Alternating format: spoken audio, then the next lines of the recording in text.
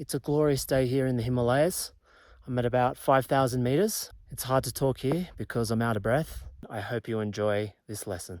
All right, so the SnowPro Core Certification. This is your guide on how to pass the exam. I've passed the exam a month ago. Here is my LinkedIn. So you can see here is my badge. So when you do pass it, make sure you always post on LinkedIn. It's very important.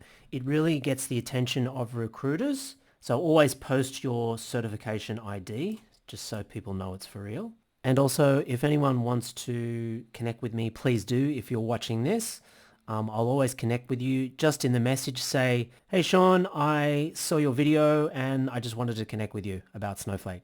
The more connections you have, the better. These are the people who are going to get you work in the future. Okay, so the other thing I wanted to talk to you about is the test preparation guide, which is free and included with this video. So it's a PDF and I think there's about 400 questions. And then at the bottom are all the answers. All right, so it's separated. You don't have to print the whole thing out, but maybe just print the answers out. There's only a few pages of answers.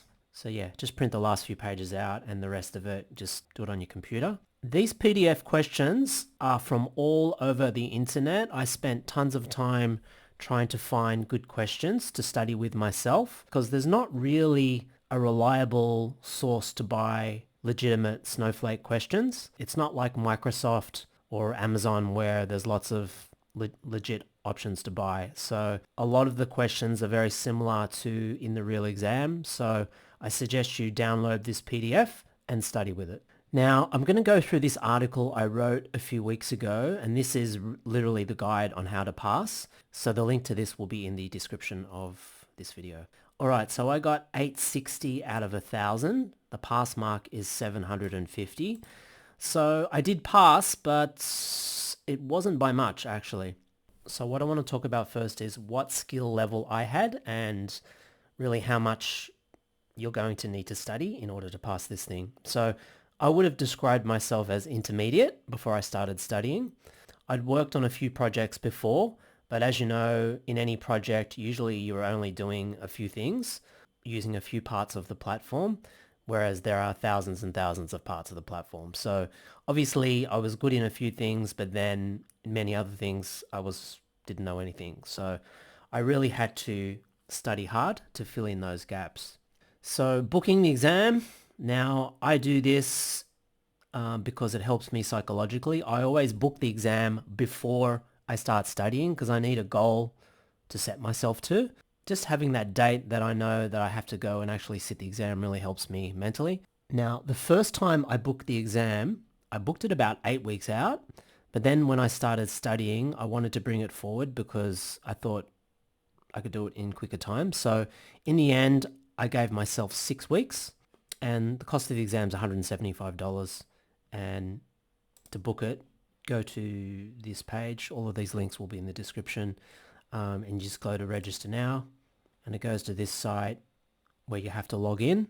And this connects it to the Pearson VUE testing accounts. All right, what was my test preparation? So this is what I did. So number one, I created a trial Snowflake account. They give you 1 month of free access. So try and time that 1 month for really the month that you're going to be studying because it's quite generous and you can pretty much do whatever you want on it for that month. After that, it can get expensive. So either scale back how you use it or just stop using it if you've got no money. So I did these 2 Udemy courses. I'm a massive fan of Udemy. This one isn't aligned with the actual exam. It's just a complete masterclass of the whole platform. It's pretty good.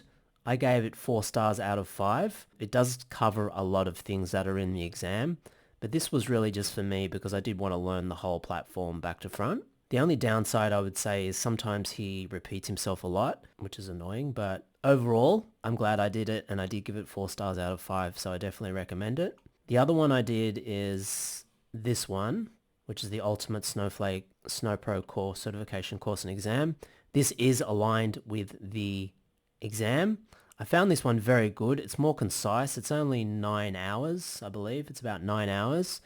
And he's really concise. He explains things really well. And I gave this one a full 5 stars out of 5.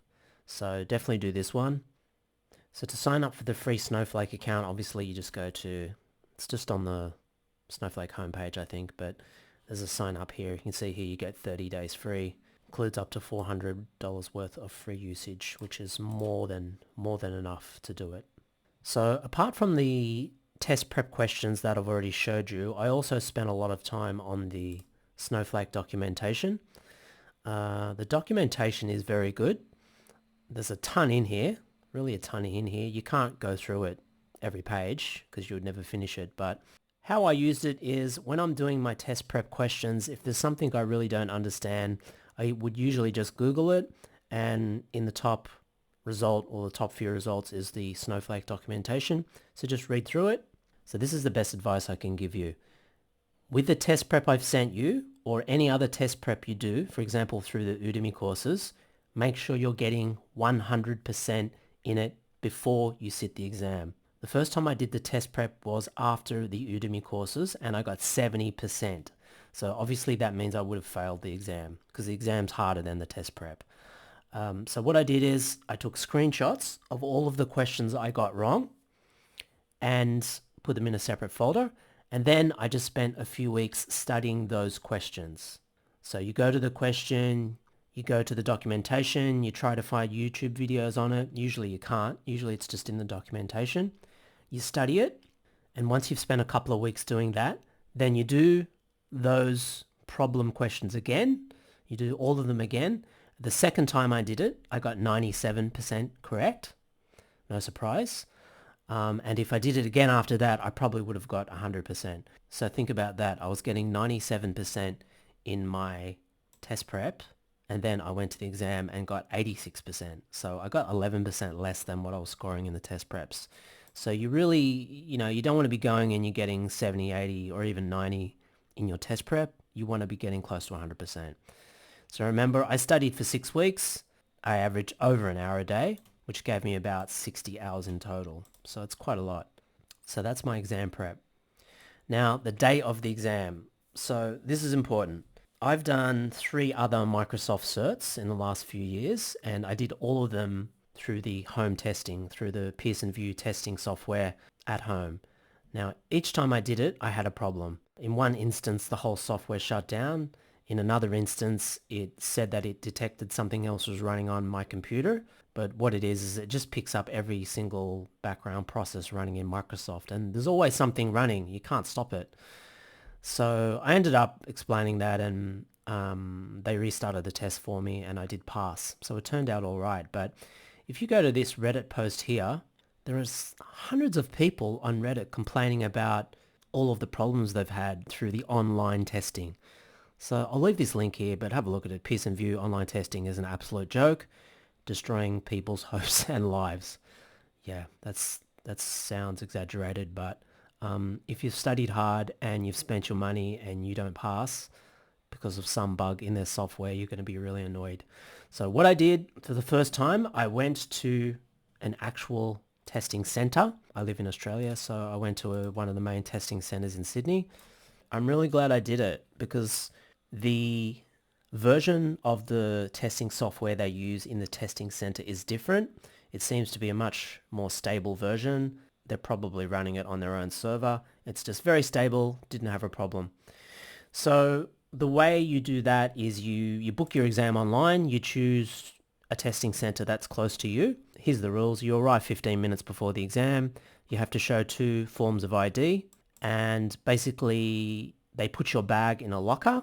So when you go into the testing room, the only thing I took were some earplugs because I get annoyed by little noises around me. But having said that, the room was really quiet anyway. There were 3 other guys in the room doing tests. They're probably doing different tests to me. They were coming in and out. So people were finishing tests and other people were coming out.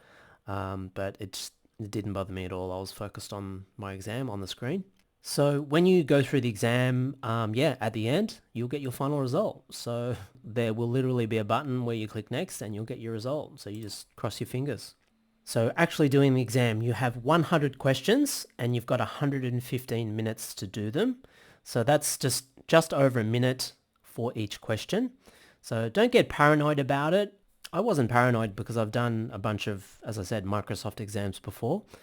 This one I actually finished with 8 minutes left over. Really, the main thing to do is if you get a question that's really easy, because there's always a bunch of easy questions, just click it straight away and move on. Don't linger on it, because some questions you can do in 10 seconds, 15 seconds. Because when you get to the really difficult questions, you might want to spend 2, 3, 4 minutes on it.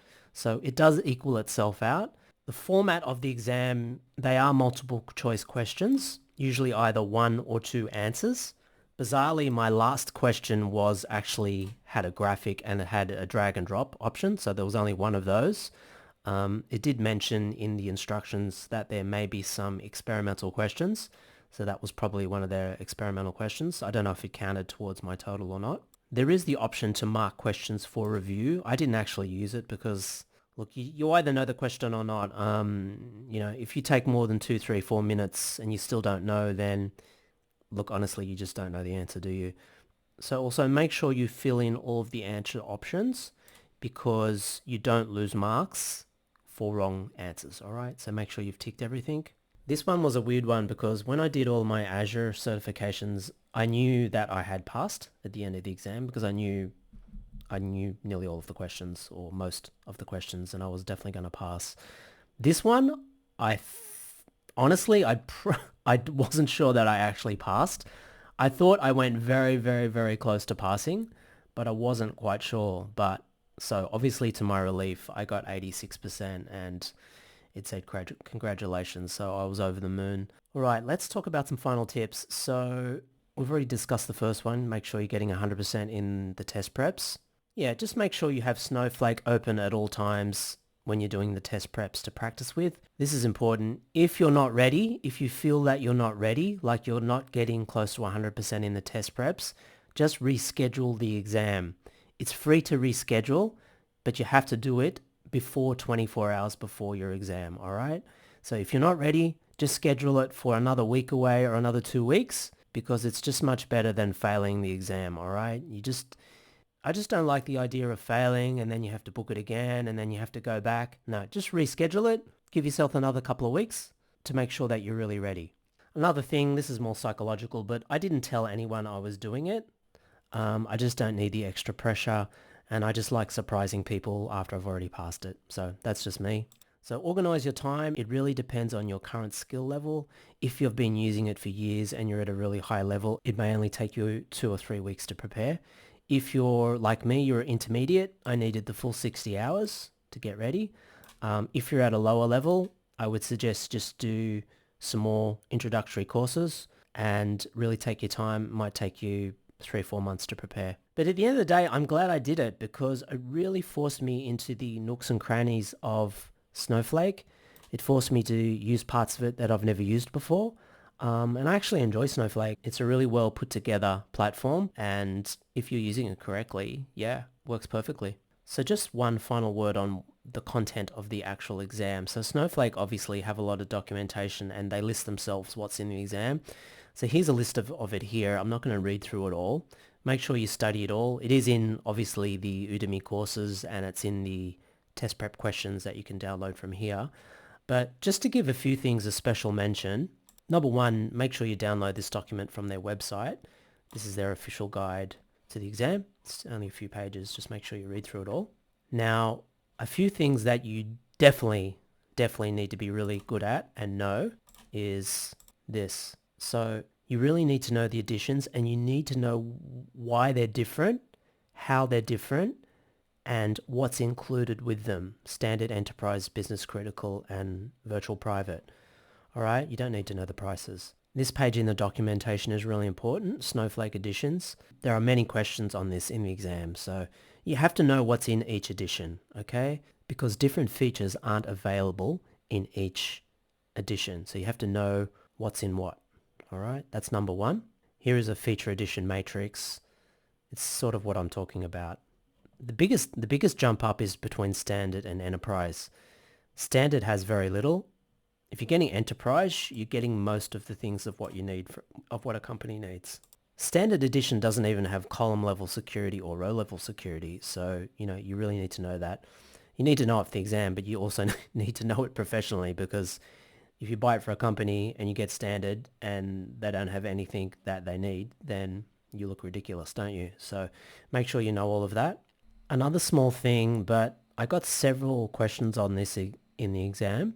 So I don't know if it's a coincidence through just the batch of questions that I got, because you do get questions from a large pool of questions. For some reason, I got tons of questions on pre-signed URLs. All right. So luckily I did study them. So you may not get any on them, or you might get tons of questions on them, but I did. So study pre-signed URLs. Basically, it's just an easy way for you to embed your credentials in a URL to share resources. So the other thing is you will get tons of questions on access control, roles and permissions. So you really need to know this really well here. See here, roles and privileges. Number one, when you work professionally, you're just going to be using them all of the time. So you need to know them backwards. Look, conceptually, it's easy to understand, but just the sheer amount of different types of privileges and how they are applied is actually a lot to learn, a lot to memorize. But conceptually, it's pretty straightforward. Privileges belong to roles. Privileges don't belong to individuals. That's a very important thing to remember. But if you go into it, study roles, study privileges, this graphic here is really important as well. I believe this graphic was in one of the questions, but you just need to know this backwards. There's just no way around it, all right? All right, my friends, so I hope you found that valuable. Make sure to go and download the test prep questions. All right, my friends, good luck with the exam.